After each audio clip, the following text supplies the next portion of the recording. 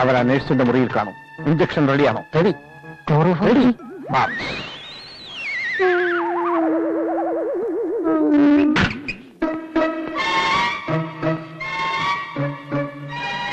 जल्दी करो। ये ऑपरेशन करने वाला पेशेंट को इस कोने पे किसने छोड़ दिया? केयरफुल।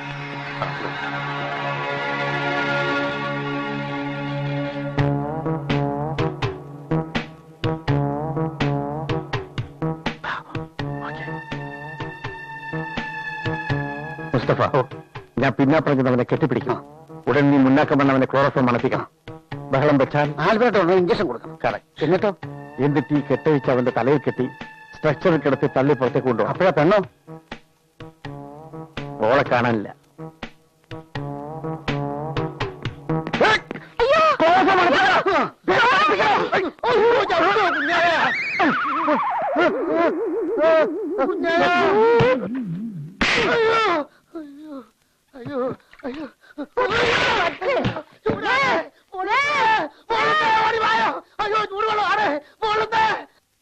ഒരു കൈ സഹായത്തിന് 5-6 ഗുണ്ടകളെ പറഞ്ഞുവിടാമെന്ന് പറഞ്ഞപ്പോ നീ സമ്മതിച്ചില്ല. അതിന്റെ ഫലം നീ ഇപ്പൊ അനുഭവിക്കുന്നു. 1.5 കൊല്ലത്തെ ജയിൽ ശിക്ഷയൊന്നും ഒരു പ്രശ്നമല്ല തലവരെ. അത് പിന്നെ സഹിക്കാം. ആ നേഴ്സ് തല ചൂടുകൾ ഒഴിച്ചു. അയ്യോ, അതാ സഹിക്കാൻ വയ്യാത്ത. ഇനി പറഞ്ഞിട്ട് കാര്യമൊന്നുമില്ല. നമുക്ക് 1.5 കൊല്ലം കഴിഞ്ഞ് കാണാം. കുറെ കാലമായില്ലേ നിങ്ങൾ ലീവ് ചോദിക്കുന്നു. ഞാൻ 1.5 കൊല്ലം ലീവ് തന്നോന്ന് വിചാരിച്ചാ മതി. ഇതാ കൂട്ടത്തിൽ കൂട്ടില്ല. തിരിച്ചു വന്ന ലീവ് വരാനോളണം. ആൽഫട്ടിന്റെ കാര്യമില്ല പറഞ്ഞോ. അവനെ ആള് മാറി തല ഓപ്പറേറ്റ് ചെയ്തു പോയി. ഇനി അവനെ നോക്കണ്ട മക്കളെ. കാറ്റ് പോകാതെ കിട്ടിയ ഭാഗ്യം.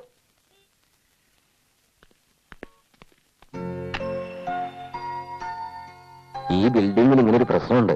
വയറിംഗ് ഒന്നും ശരിയല്ല. ഏതെങ്കിലും ഒരു ഫ്ലാറ്റിൽ ഒരു മിക്സിയോ ഗ്രൈൻഡറോ ഓൺ ചെയ്താൽ മതി. ഉടനെ കറണ്ട് ആവിയാവും. പിന്നെ ഫ്യൂസ് കത്തി പിടിച്ചിടണം.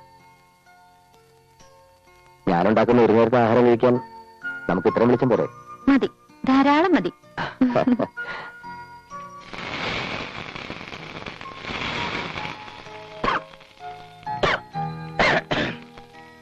ചെറുപ്പം മുതലേ ഞാൻ നല്ലൊരു കുക്ക. ഞങ്ങളുടെ വീടിനടുത്ത് സൗദാമിന്റെ പേരുള്ള ഒരു പെൺകുട്ടി ഉണ്ടായിരുന്നു. അവക്ക് വേണ്ടിയാ ഞാൻ ആദ്യത്തെ പലഹാരം ഉണ്ടാക്കിയത്. എന്ത് പലഹാരം അന്ന് ഉണ്ടാക്കിയത്? മണ്ണപ്പം. മണ്ണ് ചിരട്ടെ കോരിയെടുത്ത് നന്നായി അമർത്തി നിലത്തടിച്ച് ഒരു കല്ലെടുത്ത് 2 തട്ട് തട്ടിയ മണ്ണപ്പം അങ്ങനെ ചൂടോടെ നിൽക്കും. മനസ്സുകൊണ്ട് അതിലിത്തിരി ചമ്മന്തിയും 2 കല്ലുപ്പും ചേർത്ത് ഞെരിച്ചങ്ങനെ കഴിച്ചാലുണ്ടല്ലോ, എന്താ രസം അറിയോ? ആരാ ഈ സൗദാമിനി? അവർക്കിപ്പോ എന്റെ പ്രായത്തിലുള്ള മക്കളുണ്ട്. ദൈവാനുഗ്രഹം കൊണ്ട് അവർക്ക് ഡോക്ടർ കുൽക്കറിനെ കാണേണ്ട ആവശ്യം വന്നിട്ടില്ല. ഭാഗ്യം ചെയ്ത പെൺകുട്ടിയാണ് സൗദാമിനി. വലിയ തറവാട്ടിൽ പിറന്നിട്ടും എന്റെ കുട്ടിക്കാലം ഇങ്ങനെയൊന്നും ആയിരുന്നില്ല. അച്ഛനും അമ്മയൊക്കെ ഒരു ഓർമ്മയുള്ളൂ. മുത്തശ്ശിയുടെ താരാട്ടും മുത്തച്ഛന്റെ കൽപ്പനകളും എന്തിനും ആർത്തി കാണിക്കുന്ന ഒരു കൂട്ടം കുടുംബക്കാരും. 3-ാം വയസ്സിലെ പട്ടാളത്തിൽ ചേർന്ന ആരെങ്കിലും കണ്ടിട്ടുണ്ടോ? ഇല്ലെങ്കിൽ ഈ എന്നെ നോക്കിയാ മതി. എനിക്ക് തറവാട് ഒരു പട്ടാള ക്യാമ്പ് പോലെയായിരുന്നു. മുത്തച്ഛൻ എന്നെ ജീവനാ. സ്നേഹിക്കാൻ മാത്രമല്ല, കൊല്ലാനും മുത്തച്ഛനെ നന്നായി അറിയാമെന്ന് എല്ലാവരും പറയാറ്. മായ എന്താ മുത്തച്ഛനെ കാണാൻ പോവാത്തെ? പോവണമെന്ന് എപ്പോഴും തോന്നും. പക്ഷേ സ്വത്തിനു വേണ്ടി തമ്മിൽ തല്ലുന്ന ബന്ധുക്കളെ ഓർക്കുമ്പോ പോവാൻ തോന്നില്ല. എല്ലാവരെക്കാളും മുത്തച്ഛൻ എന്നെയാണ് വിശ്വാസം, സ്നേഹവും ഒക്കെ. ഞാൻ എന്തിനെങ്കിലും എതിര് നിന്നു എന്നറിഞ്ഞ മുത്തശ്ശൻ പിന്നെ ജീവിച്ചിരിക്കില്ല. മുത്തശ്ശൻ അറിഞ്ഞുകൊണ്ട് മുത്തശ്ശന്റെ സമ്മതത്തോടെ ഞാൻ ഇഷ്ടപ്പെടുന്ന ഒരു ജീവിതവും എനിക്കുണ്ടാവില്ല. ഞാൻ എന്താ ചെയ്യാ? ജീവിതവും പറ. കുട്ടിക്കാലം മുതൽ എനിക്ക് സ്നേഹവും വാത്സല്യവും തരാൻ ഒരാളെ ഉണ്ടായിരുന്നുള്ളൂ, എന്റെ മുത്തശ്ശൻ. ഞാൻ കാരണം മുത്തശ്ശൻ വേദനിക്കുന്നത് എനിക്ക് ആലോചിക്കാനേ വയ്യ. മുത്തശ്ശൻ എപ്പോഴും പറയും എന്നെ മുത്തശ്ശനെ ഏൽപ്പിച്ചാണ് എന്റെ അമ്മ പോയതെന്ന്. മുത്തശ്ശിക്കും ഉണ്ടായിരുന്നു ഓരോ ആഗ്രഹങ്ങള്. ഞാനൊരു വലിയ ബിസിനസ്സുകാരനെയോ ഉയർന്ന ഉദ്യോഗസ്ഥനോ വിവാഹം കഴിക്കണം, സ്വത്തുക്കളിൽ കുറെ ഭാഗം എന്റെ പേരിൽ എഴുതി വെക്കണം, അങ്ങനെ ഒരുപാട് കാര്യങ്ങള്. ശ്വാസം മുട്ടിയപ്പോഴാ ഒരു ജോലി കിട്ടിയതും ഇങ്ങോട്ട് വന്നതും. ചുരുക്കി പറഞ്ഞ മുത്തച്ഛന്റെ കാറ്റ് വീഴുന്നവരെ മായയുടെ കാര്യം മഹാകഷ്ടാണല്ലേ. നിന്റെ മുത്തച്ഛന് വാത്സല്യം കൊണ്ടുള്ള പ്രാന്ത. നമ്മൾ സ്നേഹിച്ചാലോ വിവാഹം കഴിച്ചാലോ കുൽക്കർണിയോ കണ്ടാലൊന്നും നിന്റെ മുത്തച്ഛനൊന്നും സംഭവിക്കാൻ പോകുന്നില്ല. സംഭവിക്കും. ആ നിമിഷം മുത്തച്ഛൻ മരിക്കും. എന്നെ ശപിച്ചു മരിക്കും. ഞാനാണ് മുത്തച്ഛനെ കൊന്നതെന്ന് എല്ലാരും പറയും. പിന്നെന്താ ചെയ്യാ? ഇത്രയൊന്നും ഭ്രാന്തില്ലാത്തൊരു അമ്മ എനിക്കുണ്ട്. എന്റെ അമ്മ മലയാളിയല്ല, ഗുജറാത്തിയാ. അച്ഛൻ റെയിൽവേയിലാ, നാരായണ മേനോൻ. ഇപ്പൊ ഒറീസല. അവരുടെ ഒരു പ്രേമ വിവാഹമായിരുന്നു. അവരുടെ കല്യാണം കഴിഞ്ഞ് ഞാനും ജനിച്ച് എനിക്ക് 11 വയസ്സുള്ളപ്പോഴാ അവരുടെ വിവാഹം കഴിഞ്ഞ കാര്യം തന്നെ അമ്മയുടെ വീട്ടുകാരറിയുന്നത്. എന്നേക്കാ വലിപ്പമുള്ള മീശയും വെച്ച അന്ന് അമ്മയുടെ ഏട്ടന്മാര് നടന്നിരുന്നത്.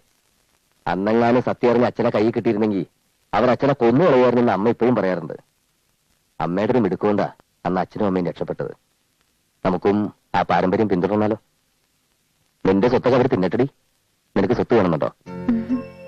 പക്ഷേ എനിക്ക് ഇടയ്ക്കൊക്കെ മുത്തച്ഛനെ കാണണം. കണ്ടോ? പോയി കണ്ണു നിറച്ച് കണ്ടിട്ട് തിരിച്ചു വന്നോ? എനിക്കവിടെ വേറെ കല്യാണം ആലോചിച്ചാലോ? അത് ആലോചിക്കുമ്പോഴല്ലേ നല്ലതാണെങ്കിൽ നമുക്ക് അതൊന്ന് നടത്താന്ന്.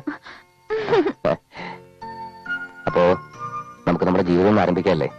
ആദ്യം ഒരു പ്രണയം, പിന്നൊരു താലികെട്ട്, അത് കഴിഞ്ഞ 1-2 കുഞ്ഞുങ്ങളും, പിന്നെ ആർക്കും പിരിക്കാനാവാത്തൊരു ഹൃദയബന്ധം. എന്താ അതുപോലെ?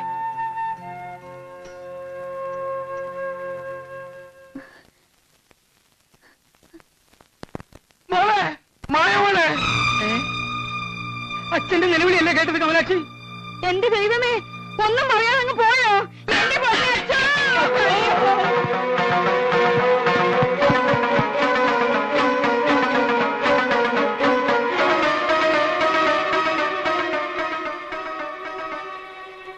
അയ്യോ, അച്ഛനിത് നിലവിളിച്ചൊന്നും അല്ല, ഞാൻ എന്റെ മായമോളെ വിളിച്ചതാ. കേട്ടാ? അച്ഛാ! ഓഹോ, നിലവിളി കേട്ടപ്പോ എല്ലാരും പേടിച്ചു പോയില്ലേ? ഇവിടെ ഒന്നും സംഭവിച്ചിട്ടില്ല. അച്ഛൻ മായയെ വിളിച്ചതാ. ഓ, ഇങ്ങനെ 4 വിളി വിളിച്ചാ മതി, അവള് ബോംബെന്ന് പറഞ്ഞെത്തും. നീ എന്തിനാ കൂടെ പറപ്പ ഇങ്ങനെ കരയണേ? നീ ഇങ്ങനെ കരഞ്ഞാ എനിക്ക് പിടിച്ചു നിൽക്കാനാവില്ല. ചേട്ടാ, നമ്മുടെ അച്ഛൻ അവള് വരുമ്പോ വരട്ടെ. അച്ഛൻ എന്തിനാ ഇങ്ങനെ മനസ്സ് വിഷമിച്ച് കിടക്കുന്നേ? അതുകൊണ്ട് എന്റെ സ്നേഹം നിറഞ്ഞ മക്കൾക്കാർക്കും നഷ്ടമൊന്നുമില്ലല്ലോ.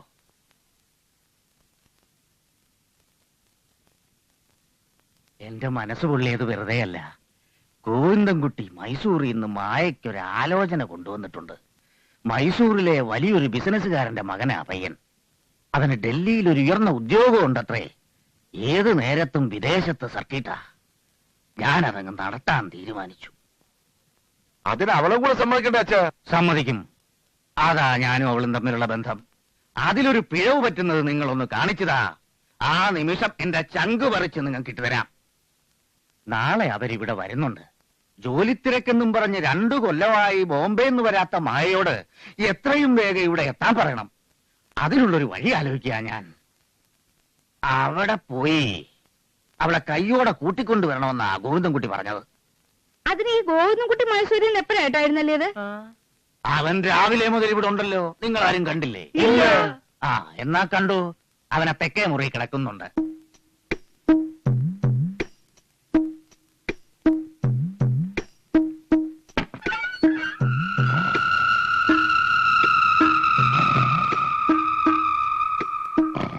ഇവിടെ കാലമാടത്തെ കിടപ്പ് കണ്ടില്ലേ? അടച്ച് പൂസായ കിടപ്പാ.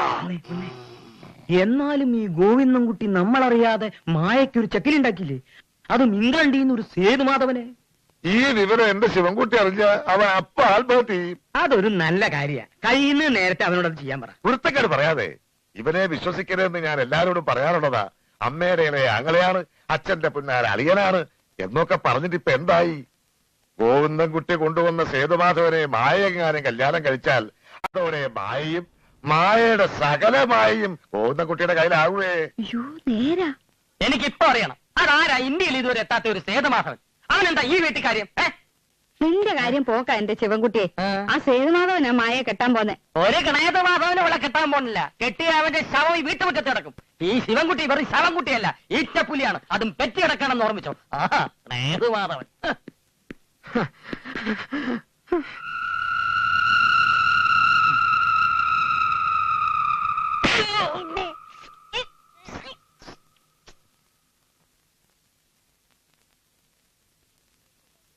ഇവന്റെ 2 പല്ലിളകി, ചെവിക്ക് നീരും വന്നിട്ടുണ്ട്. എന്റെ കുഞ്ഞിനെ എങ്ങനെ തല്ലിക്കൊല്ലാൻ അച്ഛൻ എപ്പോഴാ ഗോവിന്ദൻകുട്ടിക്ക് അധികാരം കൊടുത്തത്? വൃത്തികേട് വിളിച്ചു പറഞ്ഞാൽ ആരായാലും തല്ലും. അതിന് പ്രത്യേക അനുവാദമൊന്നും വേണ്ട. ഇളകിയ പല്ലങ്ങ് പറപ്പിച്ചുകളാ. ചെവിയിൽ ഇത്ര എണ്ണ ചൂടാക്കി ഒഴിക്ക്. ഇനിയെങ്കിലും ഇത്തരം കൊച്ചു വർത്താനം പറയുന്നതിന് മുമ്പ് പായ നന്നായി കഴുകണം. മനസ്സിലായോ? ഇനി എല്ലാരും കേൾക്കാൻ ഞാനൊരു കാര്യം പറയാം. ഗോവിന്ദൻകുട്ടി മായയ്ക്ക് കൊണ്ടുവന്ന ആലോചന ഞാൻ അങ്ങ് നടത്താൻ പോവാ. അവള് വന്ന ഉടനെ ഞാൻ എന്റെ വിൽപത്രവും എഴുതും. വിശദമായിട്ട് ഇനിയൊന്നും എഴുതാനില്ല. ഞാൻ നിങ്ങൾക്ക് തരാനുള്ളതൊക്കെ തന്നു കഴിഞ്ഞു.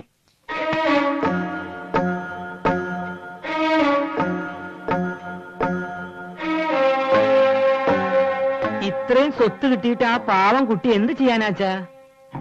അവളത് കെട്ടിപ്പൊഞ്ഞ് ബോംബെക്ക് കൊണ്ടുപോക്കോട്ടെ. അവിടെ താമസിക്കാൻ തീരെ സ്ഥലം കിട്ടുന്നില്ല എന്ന് കഴിഞ്ഞ കത്തിൽ എഴുതിയിരുന്നു.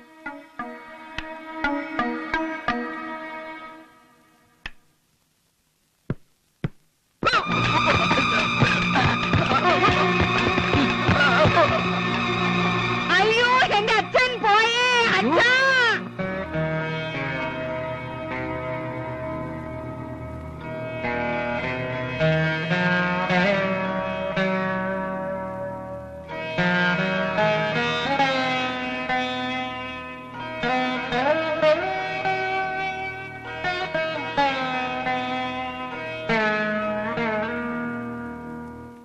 അതെ, കൃത്യം 7 സെക്കൻഡ് കൊണ്ട് 30,000 താഴത്തെത്തിയെന്ന് അലയന്മാര് പറയുന്നേ. അത് ഞാനും കണ്ടതല്ലേ. അതാണ് സഹദേവ തറവാടിത്തെന്ന് പറയുന്നേ. അതിന് കൊടുക്കണം പൈസ. ആ കോവണി തീർത്ത് ഒറ്റ തടിയില. അതാകെ പപ്പടം പൊടിയുന്ന പോലെ പൊടിഞ്ഞു പോയി. അതാ എനിക്ക് സങ്കടം. ഇത് കേട്ടാത്തൊന്നും 30,000 ഉണ്ടാക്കിയത് ഒറ്റത്തടിയിലാണെന്നേ. മൂപ്പര് ഒറ്റത്തടിയാണ് സഹദേവ. അല്ല, ദുബായ് ഫ്ലൈറ്റ് ഒന്ന് നേരത്താണല്ലോ പഠിച്ചോനെ. ചതിച്ചല്ലേ മക്കളൊന്നും മാറി. അല്ല ചേട്ടാ, കോവയ്ക്ക് എന്താ ഇവിടെ ബിസിനസ്? അവരൊക്കെ വലിയ പൊസിഷനിലല്ലേ. ഈ ബിസ്ക്കറ്റിന്റെ ഏജൻസിയാ. കരിപ്പൂർ എയർപോർട്ടില്ലേ, അതാ ഇവന്റെയൊക്കെ തറവാട്. ചെറിയ ഇങ്ങനെ വെച്ചോണ്ടിരിക്കാതെ മായയെ വിവരം അറിയിക്കുന്നതല്ലേ നല്ലത്. എനിക്ക് പിടിച്ചെടുക്കാൻ പറ്റില്ല ശിവൻകുട്ടി.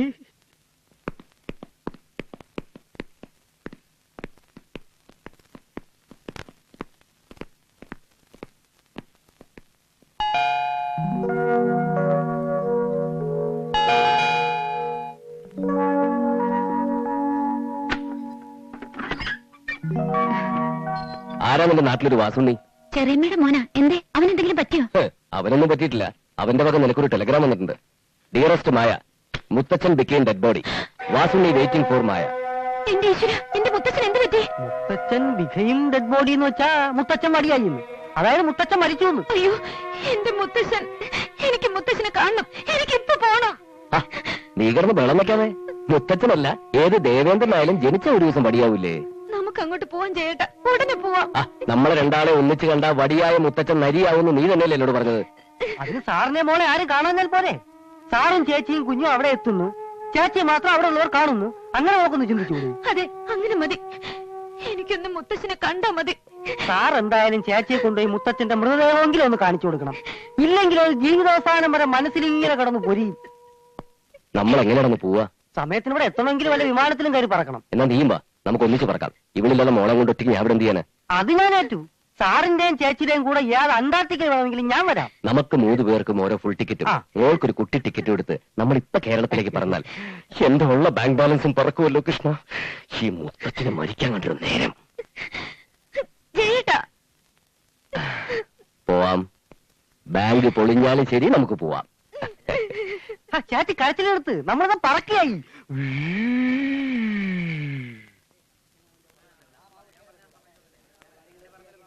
എടാ വാസുണ്ണി, എന്റെ 2 കാലും അവിടെ തന്നെ ഉണ്ടോടാ?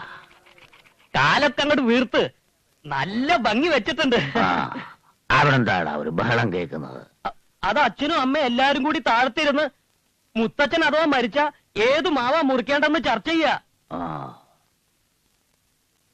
വല്യച്ഛന്റെ പറമ്പില് മാവ് വെട്ടാന്ന് പറഞ്ഞപ്പം വല്യമ്മാവൻ അച്ഛനോട് ചൂടായി.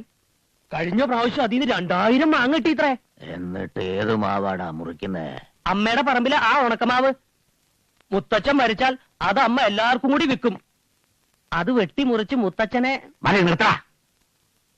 ഞാനൊന്ന് വീണുന്നും പറഞ്ഞു ഓരോരുത്തര്. നീ മായയ്ക്ക് ആരും അറിയാതെ കമ്പി അടിച്ചോടാ. അടിച്ചു മുത്തച്ഛ. മായ ചേച്ചി എന്തായാലും ഇങ്ങെത്തും. അതെന്താടാ നിനക്ക് അത്രയും ഉറപ്പ്? മുത്തച്ഛൻ മരിച്ചു ഞാൻ കമ്പി അടിച്ചേ.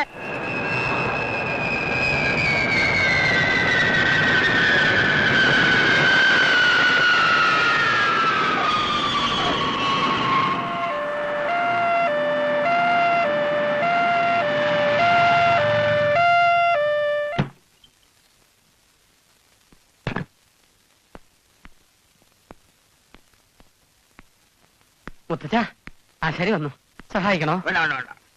ആശാരി കിടപ്പിലായിരുന്നു. ഇന്ന് തന്നെ കൂട്ടിക്കൊണ്ടുവരാൻ മുത്തച്ഛൻ പറഞ്ഞുകൊണ്ട് ഞാൻ അങ്ങ് വടക്കാഞ്ചേരിന്നേ ആംബുലൻസും പിടിച്ചിഞ്ഞു പോന്നു. എന്റെ കറപ്പായി, നീ ഇപ്പോഴും ജീവനോടുണ്ടോടാ? ഉണ്ടേ, അതുകൊണ്ടല്ലേ കാണാൻ വന്നത്. ഞാൻ പണിത ഈ കോവണി 60 കൊല്ലം കാരിന് പോലെ കിടന്നില്ലേ മൂപ്പിൽ നായരെ. ഇപ്പൊ ഇത് ഏത് കഴിവേറിയാ ചവിട്ടി പൊളിച്ചത്? കഴിവേറി ഞാനാ. അല്ല, അത് ചവിട്ടി പൊളിക്കാനും വേണം ഇത്തിരി കരുത്ത്. അതിപ്പോഴും മൂപ്പിൽദാർക്ക് മാത്രമേ ഉള്ളേ. സമയം കളയാതെ നീ അതൊന്ന് നോക്ക്. എനിക്കത് നന്നാക്കാതെ ഒരു സമാധാനവും ഇല്ലടോ. ആദ്യം ആരെങ്കിലും ഒരു വിളക്കൊന്ന് കത്തിച്ചു വെച്ചേ. ഭഗവതിയെ വിചാരിക്കാതെ ഞാൻ മുഴങ്കോല് തൊടില്ല. സമയം കളയാതെ നീ വേഗം വീട്ടിലേക്കല്ലേ. ഇനിയും നീ വൈകിയ ചിലപ്പോ നിന്റെ മുത്തച്ഛന്റെ പുക പോലും നിനക്ക് കാണാൻ പറ്റിയെന്ന് വരില്ല. തൽക്കാലം ഞാനും കുഞ്ഞും ഒപ്പം വന്ന് അവിടെ അതൊരു പ്രശ്നമാക്കണ്ട. അതൊരു മരണം നടന്ന വീടല്ലേ ദാസ. നമ്മളായിട്ട് എന്തിനാ അവരുടെ സന്തോഷം കളയുന്നത്? അത് നേരാ, ആ സന്തോഷം കളയണ്ട. നേരത്തെ പറഞ്ഞതുപോലെ ചേച്ചി മാത്രം പോയാൽ മതി. ആ, നീയും ഇവളുടെ കൂടെ പോയി അവിടത്തെ ചുറ്റുപാടുകളൊക്കെ ഒന്ന് പഠിക്ക്. അകത്ത് കയറണ്ട. ആ, അത് ഞാൻ ഏറ്റു. 1-2 ദിവസം മോളുടെ ബഹളം ഞാൻ അഡ്ജസ്റ്റ് ചെയ്തോളാം. വേണമെങ്കിൽ മുത്തച്ഛന്റെ കർമ്മങ്ങൾ കഴിയുന്നവരെ നമുക്ക് ഈ ഹോട്ടലിൽ തന്നെ തങ്ങാം. തൽക്കാലം നിന്റെ കല്യാണം കഴിഞ്ഞ കാര്യം ആരോടും പറയണ്ട. സമയമാകുമ്പോ പറഞ്ഞാൽ മതി. എനിക്കെന്തോ ഒരു പേടി പോലെ. ആ, നീ ധൈര്യമായിട്ട് ചെല്ല്.